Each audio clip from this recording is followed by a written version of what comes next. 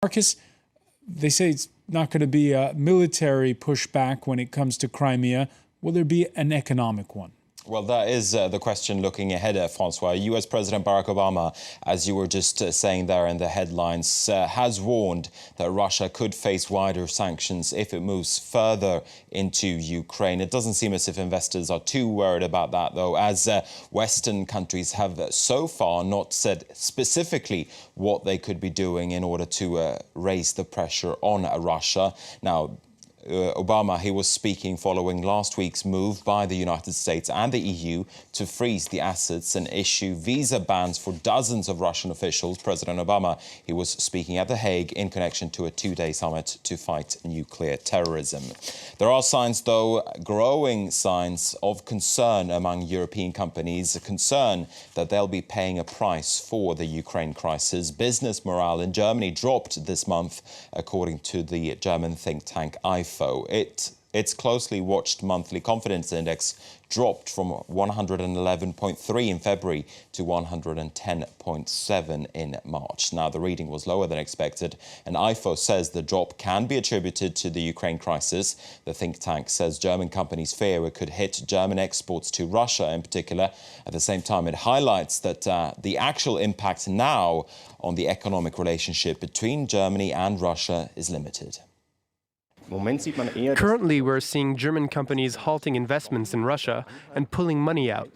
So far, we don't see a decline in exports to Russia. If sanctions were to be drastically increased, there could certainly be counter-reactions from the Russians, and then at least a part of German exports would drop.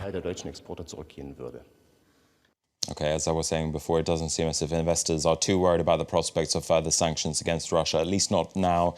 This is a look at where the US markets stand this hour. Let's see if we can bring you the figures there from Wall Street. The Dow Jones Industrial Average currently trading up by around about 0.7%. A measure of US consumer confidence shows it's at a 6-year high, and that is helping American stocks, with the Nasdaq and the S&P 500 also above the flat line. The lower business confidence figures in Germany didn't weigh much on the DAX in Frankfurt. It ended 1.6% up. European shares overall, they snapped back after a drop on Monday. Look at the MySex in Moscow as well. Its main stock market index, Russia's main stock market index, traded higher as Western powers haven't outlined a specific plan of action against Russia. We're going to look to France next. A French consumer rights group has filed a lawsuit against Twitter, Facebook and Google. It's accusing them of breaching privacy laws and of making it difficult for users to understand the conditions they agree to when using the social networks. The lawsuit is the latest in a battle over privacy protection on such sites in France. Jennifer Lush has more. Scrutinising the fine print. France's leading consumer watchdog insists Facebook, Google Plus and Twitter's terms and conditions pages are too complex and wants them at the very least changed, if not scrapped altogether. It claims the contracts are illegible, filled with hypertext and often only available in English. But that's not all.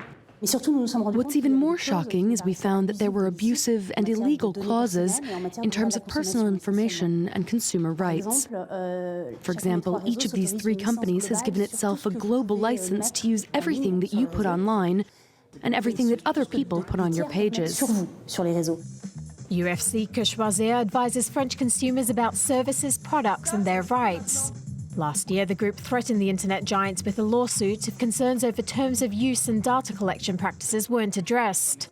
Months of talks have failed to make any headway, prompting UFC to make good on that threat. It's now up to French judges to decide whether or not to order the suppression or modification of the contentious clauses. France 24 contacted Facebook, Google and Twitter for comments, but have yet to receive a response. European countries have increasingly cracked down on the controversial privacy policies of social networking sites.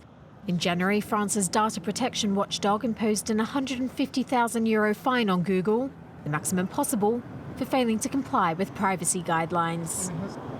Let's take a look at a few other stories we're following for you. Shares in Luxottica ended almost 4% higher on Tuesday. It follows an announcement by the Italian firm that it will be working with Google on its internet-connected glasses. Luxottica will be making frames for the digital eyewear known as Google Glass. Two of its major brands, Ray-Ban and Oakley, are part of the deal, and the first glasses will hit the market in 2015. Unions in Britain are warning of possible strike action after Royal Mail announced plans to cut a total of 1,300 jobs. The company says the cuts are necessary to compete effectively. Royal Mail was sold off by the government last year in one of Britain's largest privatisations in decades. Union representatives call the cuts ruthless, and they say industrial action is an option. And platinum producers in South Africa says a 2-month-long strike has brought irreparable damage to their businesses.